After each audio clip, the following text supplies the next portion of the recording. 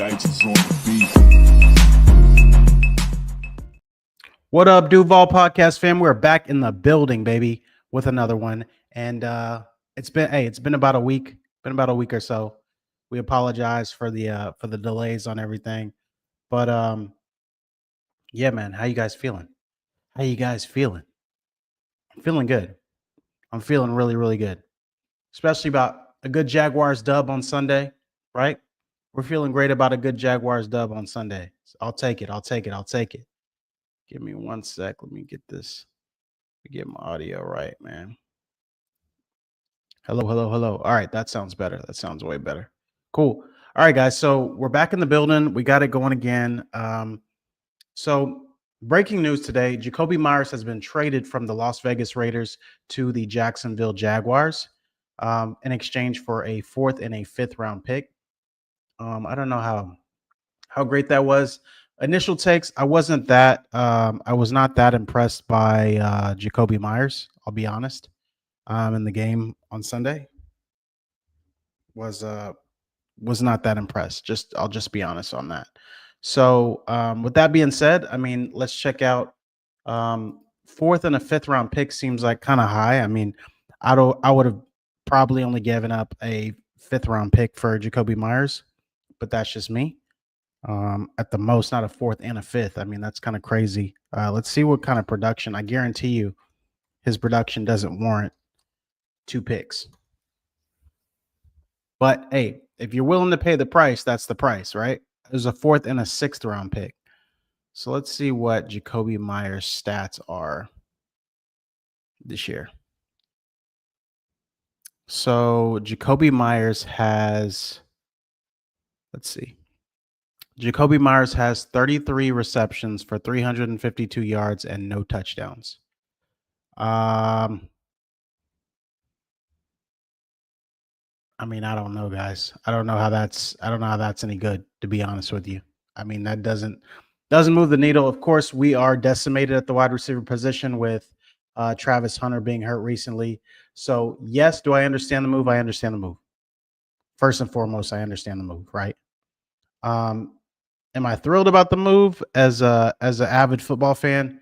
No. Do I feel like we could have done better? Possibly. But maybe that's all we were maybe they're expecting, someone they're expecting Travis Hunter to be back sooner than later. And they're like, hey, this is all we were willing to spend. A 4th being a little bit high, in my opinion, and a 6th for Jakobi Meyers, but price is the price.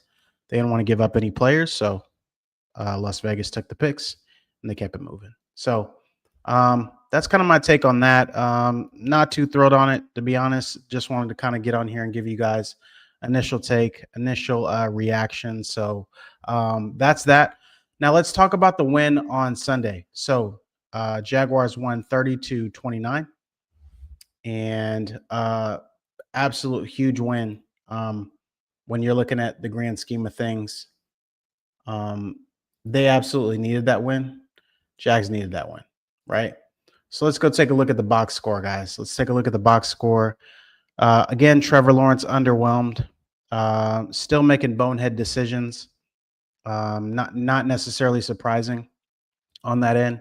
But so Trevor Lawrence, 23 of 34, 220 yards, no touchdowns, 1 pick. Geno Smith, we made Geno Smith look like a freaking housewitz or whatever, howitzer. Like he has a great arm. 29 to 39, 284 yards, 4 touchdowns, 1 pick. 4 touchdowns, 1 pick. It's kind of mind-boggling. But when you go back to the stats, Travis Etienne, 22 carries, 84 yards, 3.8 a carry. Not great, but serviceable. Overall, 42 carries for 151 yards. We got really no production out of Brian Thomas Jr. Dammy Brown had 3 catches. I mean, he's given us absolutely nothing this year since we got him from Washington. Absolutely nothing to speak of. Hunter Long had drops. I mean, you can't really expect. When are we getting? It makes you think. When are we going to get the tight end back, Brenton Strange? When do we get him back? We haven't even heard the extent of Travis Hunter's injury. We might have to go to YouTube for that. Maybe he might disclose there because it doesn't seem like the Jaguars really want to say anything about what his injury is or what he's going through. Neither maybe they even have to disclose it at this point. So, um, it just begs, to question. You're in a nail biter with the freaking Las Vegas Raiders, man. With the Las Vegas Raiders, you're in a nail biter. Come on now. It's absolutely crazy. But look, nonetheless, we're excited. We're happy that we got the win. I did not expect them to go after Jakobi Meyers, but I guess they got an up close look at him. They're like, you know what? Better to go after what we've seen. Maybe they know how they're going to use him in the offense, is what I'm assuming. And it works out for everybody. So ultimately, happy the Jags got the win. I'm guilty. I actually bet that the Raiders would beat them. Kind of had a parlay going. Hey, I'm a Jags fan. I love the Jags. Every time I bet against the Jags, I lose. So maybe that's a sign. I should stop betting against my team because it was kind of a nail biter. It was like on one end, it did feel like a win-win for me because I was like, okay, I bet on them. I win some money if they lose. Stings one way. I lose some money on the other side. Win the other way. So, and they, but they ended up winning. So, all is well. It wasn't that big of a bet anyway. It was just kind of a hedge, if we're saying that. So, Brock Bowers absolutely obliterated us on Sunday. He looked like an all-pro. I mean, I know they're happy to have him back. Maybe a little bit too late in the season, 2-6, but that dude is amazing. If I was the Raiders, and if I was in sell mode like the Jets and some of these others seem to be, I mean, I'm targeting Brock Bowers. I'm saying, hey, what do you guys want? How much? How much? What do you want? Giving anything they want for Brock Bowers right now. 12 receptions, 127 yards, 3 touchdowns. Doesn't get any better than that from your tight end. And this dude can move, man. They said he was coming off a knee injury. This dude can move. Dude was moving. So really loving what I saw from him. Again, this stream is really just about kind of just jumping on and giving you guys the quick news on Jakobi Meyers, kind of recapping the Jaguars game on Sunday.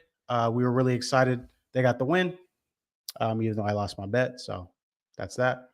But I mean, let's look at some of this news happening around the NFL right now. I think it's an absolute blockbuster trade that the Dallas Cowboys acquired Quinnen Williams. I think the rich get richer. The rich get richer. And Saints traded Rashid Shaheed to the Seattle Seahawks. So the Seahawks look like they're going for it this season. They're absolutely. We saw what they did to Washington. They're absolutely going for it this year, guys. So, and they literally got Myers. I think today is the deadline. They literally got Myers right before the deadline. So that's crazy. Let's see. And then you got Sauce Gardner going to the Colts, which, I mean, I'm not worried. He's in our division. I'm not worried about Sauce Gardner. The dude holds. He sucks pretty bad, in my opinion. Sucks pretty bad, in my opinion, as a cover corner. He's terrible in man coverage, which is what he was supposed to be when he came out of college. So that's that. That's my thoughts on that. But I mean, other than that, I mean, I think that's those are the two biggest ones. The Jets are definitely sellers right now. So let's see what the return they got on Gardner, though. Let's see. Oh, they fleeced him. Oh my gosh, they fleeced him. 2 first-round picks. 2 first-round picks is nuts. And they got Adonai Mitchell. I mean, they fleeced him, dude. Crazy. Crazy. He was a player that we scouted heavily coming out of college, and there's a reason he was the 4th overall pick. In corner. His skill and competitive nature will elevate everyone's play on the defensive unit. We're thrilled he's a Colt. Interesting.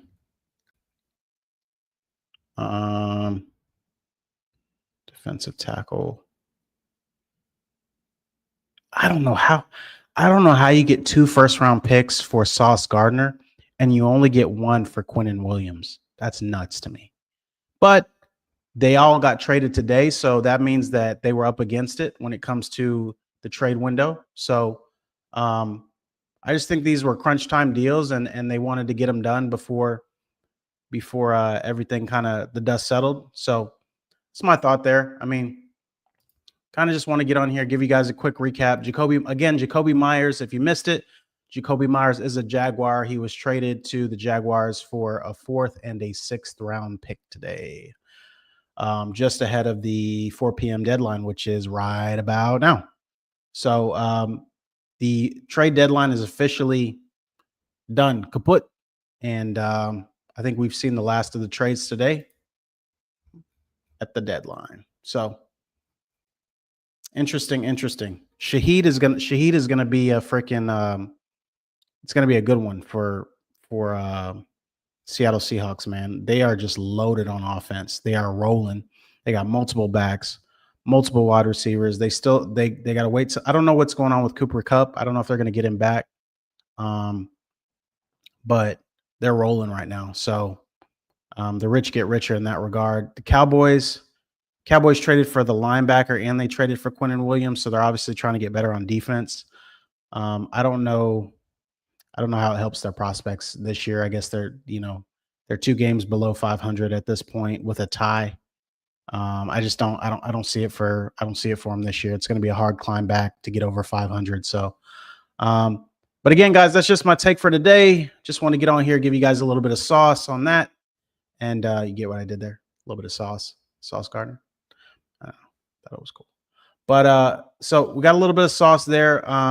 Jakobi Meyers is now a Jaguar, so at least gives us a warm body to roll out on the field if Travis Hunter and anybody else on the receiving core is hurt. So praying we get Brenton Strange back, praying we get Travis Hunter back and in good spirits. So very quickly, expeditiously.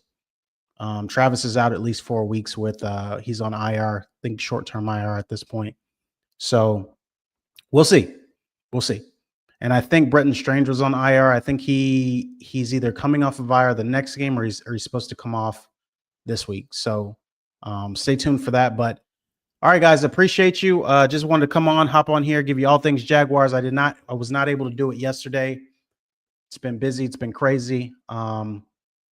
Started my new practice at New York Life, and it's been a whirlwind. So been super busy, but wanted to get on here and give you guys a little substance, give you guys a little take from me, and really appreciate it. And we'll catch you guys shortly at the probably a little bit later in the week. We're going to do a preview of the Jaguars versus Texans. Jags are on the road this week, playing the Texans without CJ Stroud. Presumably, they have not ruled him out yet, but he's got a concussion, so we'll see. Davis Mills might get the start. Davis Mills has played well against the Jaguars in prior years, so no slouch in that regard. But so we got to come ready to play. It's not going to be a walkthrough game. They're still the Texans on defense. They still are pretty stout. So we'll be looking forward to that towards the end of the week. But appreciate everyone, and let's go Jags, man. Let's go. We're getting to that midway point. We got almost at the midway point. We got 10 games left in the season. Coming off that win after the bye, and let's get after it, man. Let's absolutely get after it. You guys have a great day. We'll see you later in the week. Peace.